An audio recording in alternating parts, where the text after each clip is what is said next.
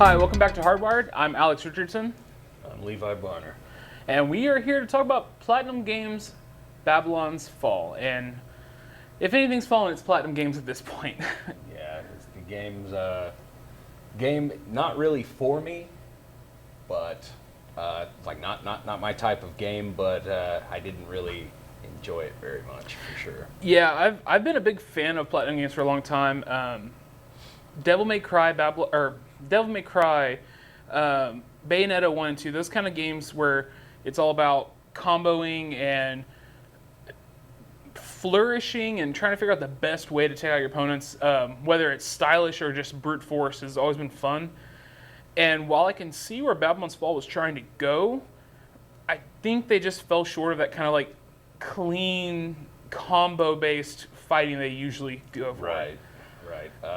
Yeah, it.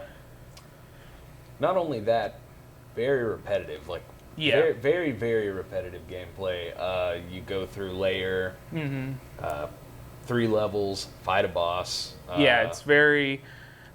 It's other than the environment, and it doesn't change gameplay wise. It's only like looks pretty much. right. It's the whole game is basically there's a tower, and Babylon's Tower, trying to climb it, get to the next level, and clear out the blue sun. And I can see it's an interesting concept. You have 4 weapons equipped, 1 in each hand, bows, hammers, swords, shields. 1 in each hand. These people have 4 hands. Yeah, well, 1 in each hand, 2 on your back, and we'll get to that in a minute. But having these spectral weapons on your back that in action don't work as well as I believe they should or could. Yeah, well, the main thing I was disappointed about with that was the animation. Like, would have been much cooler if, like the tendrils that come out of the little coffin. The Gideon's coffin, yeah. The Gideon coffin on your back, just like, and just like swung out and hit with your like hammer or sword or bow or whatever you had, And at some points, I think with the sword, especially at the beginning, it does kind of look that way where it swings out, but you still have the 2 equipped in your hands. Right. And they're meant as combo extenders or finishers even. If you equip a hammer with Giant's Fall and you can charge up and do a big hit. And there are some satisfying moments, especially whenever you, the dodge mechanic is not too bad. It's if you dodge through, you get plenty of iframes, dodge through an attack, slow down time, and you can do a counter attack. And it's okay, but I think after Bayonetta has been a big Platinum game that if you like these kind of fighters, you have played or at least have seen. Right. And it's those executions are always a big draw where it's like you weaken this enemy, it's a big fight, and you do this crazy takedown. And I understand if Platinum didn't want to do that again because it gets stale after a while, I'm sure. Right. But even the abilities that you're using really lend themselves to that style of gameplay, I think. Right. And I feel like they just fell short of it.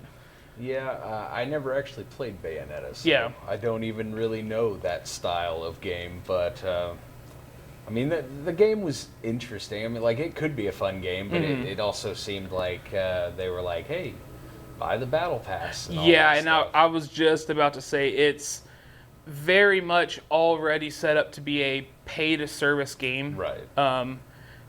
We were given a code for this game, and we've had it for about 2 days now. 2 or 3 days. So we've been able to play through some of the crazier content, I think, but from early gameplay, there's already a battle pass set up, and there is a free tier and a paid tier. Right.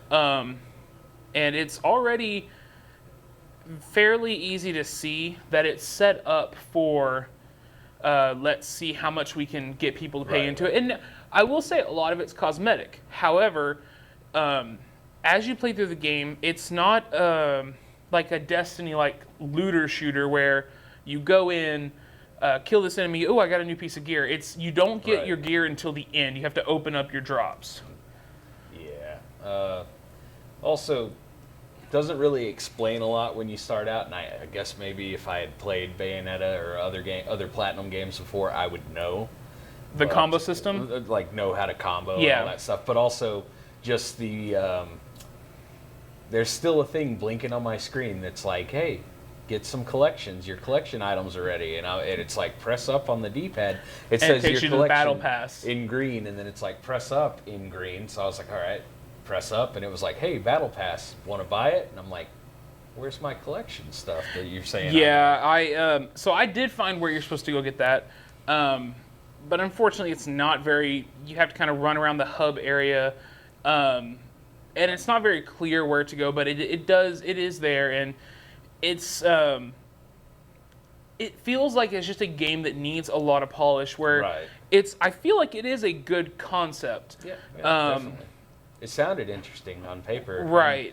And I mean, the gameplay is fun when you're actually in a mission. Yeah. But the missions just seem to be kind of repetitive. Yeah, and the enemies are absolutely damage sponges. I'm talking like division level mini boss bullet sponges, where it's like you can slam this enemy over and over. And it's the biggest, I think, draw and difference to this game from previous iterations of Platinum games is that it is a multiplayer title. It is an always online experience, so you have to constantly have a connection to the internet.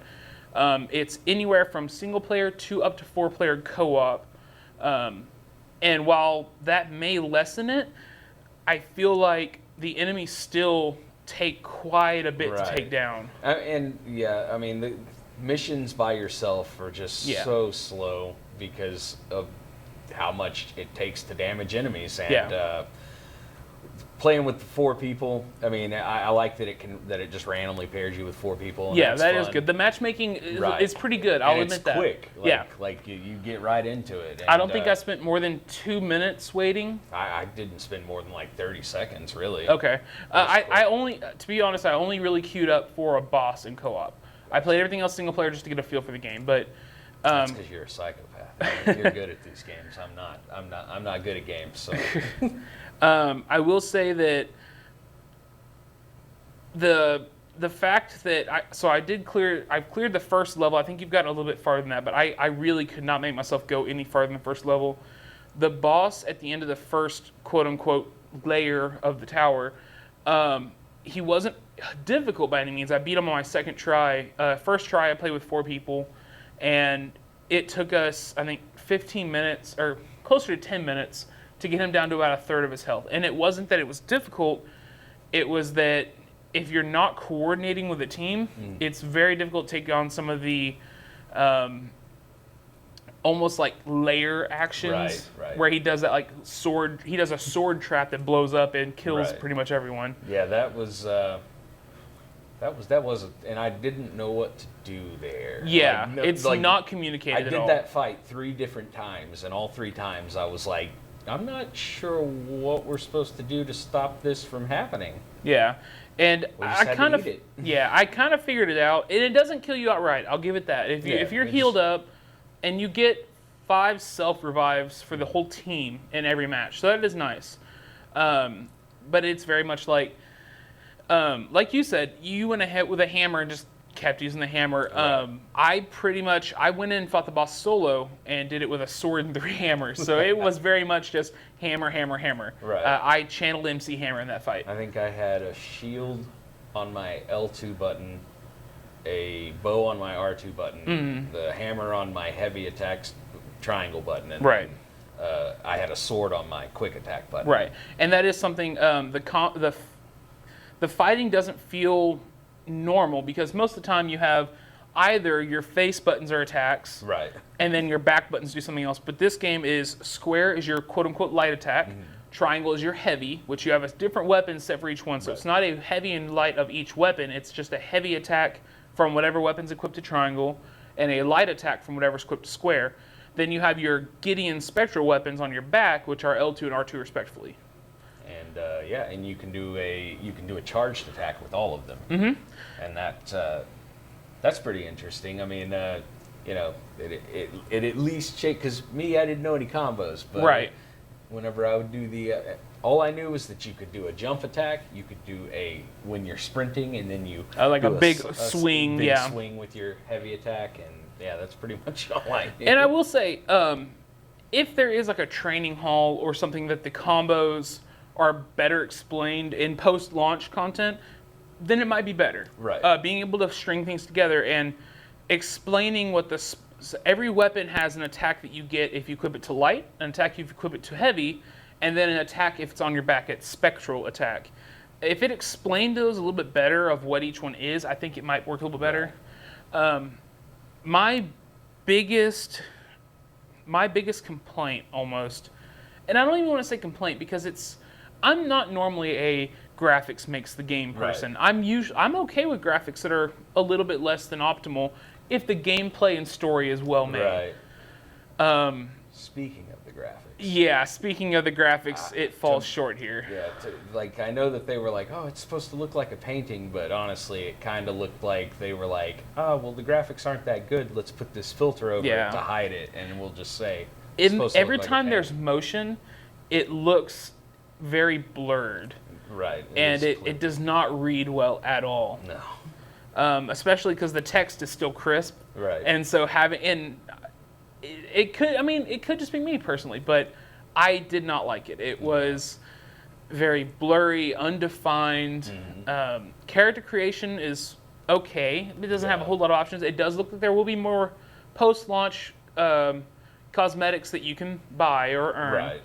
But I don't know. It was kind of a slog for me. Right. Me too.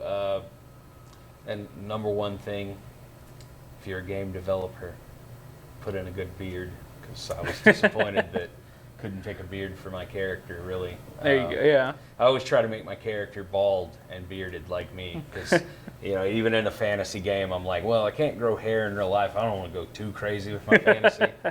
It's okay if you have full body tattoos and red tendrils coming out of your back, but man, if I grow hair on my head, I'm just like, it's a fantasy world. I don't want to make people think that I'm like, oh no, I wish I had hair, because I'm fine. But yeah, I mean, I can see where it could be enjoyable if they do some polishing work. Maybe make things more, not even easier, but make the way the game flows more accessible, and show if you show like a combo list of, if you have this equipped to square, here's the combos you can do. If you have it equipped to triangle, here's what you can do. And that would be cool. Yeah, I think that would help go a long way. And once there's more people out there that are much better than us, that go out there and sit there and work on it. RX is very good at that. He's done great stuff on multiple games this way, and he is really good at breaking down combos. And if you can spend the time on the systems and learn them, I'm sure you can make it very fluid and very strong. Right. I mean, there were people that I played with in the groups that just carried me through everything, and those people looked like they were having a blast, which I'm sure I would too if I was able to tear my way through everything. Right.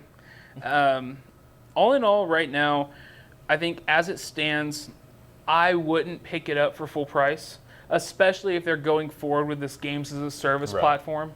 I feel like if you're going to release a full price game, or a game of any cost for that matter, you can't go into it expecting people to say, oh, well, I'm going to pay $30, $40, $50, $70 for this, and then also pay for a battle pass and pay for cosmetics. It doesn't work that way. Yeah. You have to earn that, I feel.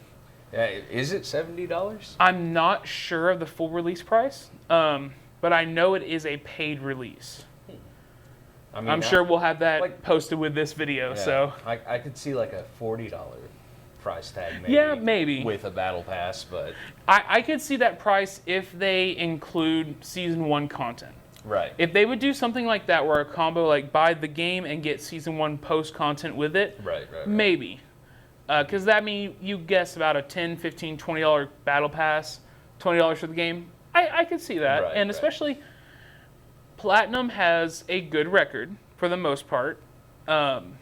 I feel like if they put the effort forth to the game, it could be another fun game, especially if you have some friends that want to play it. Right. I definitely think this game does shine playing with other people, for sure. Definitely, for sure, yeah. It's definitely way more fun with the other people than by playing by yourself at all. Yeah. Yeah, it's just a slog otherwise. These kind of games are...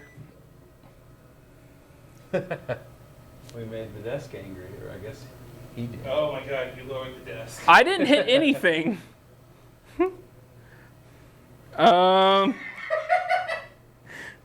Keep going. But anyways, we just keep going now. Okay, now. So I don't think that Platinum Games is fully rusted quite yet, but I think that they definitely need to polish this one up some before they try to make it a continuing a release content game. With its abysmal visuals, poorly paced story, and boring, repetitive gameplay, Babylon's Fall is a failure of all its parts. Babylon's Fall gets a 4. For Hardwired, we've been Levi and Alex. Catch you next time.